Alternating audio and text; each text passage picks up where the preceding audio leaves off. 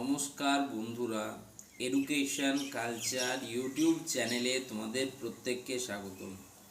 তো কাল অর্থাৎ 24 জুলাই 2026-এ আইটিআই যে স্টুডেন্টরা রয়েছে তোমাদের কিন্তু মেরিট লিস্ট এবং র্যাঙ্ক কার্ড সেটা কিন্তু পাবলিশ হয়েছে। অনেক স্টুডেন্ট বলছিলে যে তোমরা কিন্তু তোমাদের র্যাঙ্ক দেখতে পাচ্ছ না।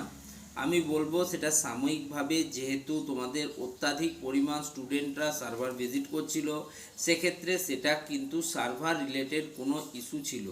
বাট এখন তোমরা যদি চেক করো তোমাদের স্টুডেন্ট প্রোফাইল, তাহলে তোমরা কিন্তু সেখানে তোমাদের র্যাঙ্ক দেখতে পাবে। এবার প্রশ্ন হচ্ছে যে র্যাঙ্ক কার্ড ডাউনলোড করা যাচ্ছে না কেন?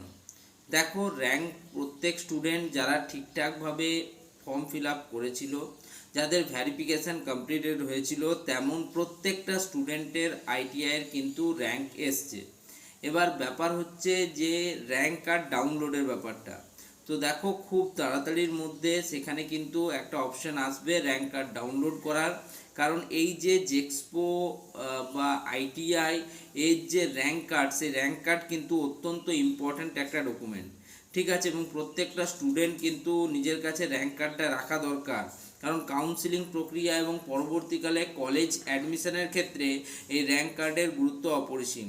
তাই কাউন্সিল থেকে তোমাদের কিন্তু র্যাঙ্ক কার্ড ডাউনলোডের অপশান খুব তাড়াতাড়ির মধ্যে দেবে এবং তোমরা ডাউনলোড করে নিও। যেই মাত্র তোমাদের র্যাঙ্ক কার্ড ডাউনলোডের অপশান দেবে, র্যাঙ্ক কার্ড ডাউনলোড করে নিও।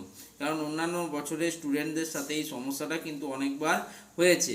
তাই বলবো প্রত্যেকে ডাউনলোড করে মিনিমাম 2 কপি ডাউনলোড করে নিজেদের কাছে রেখে নিও। আর কার কেমন র্যাঙ্ক হলো ভিডিও কমেন্ট সেকশনে অবশ্যই জানাও।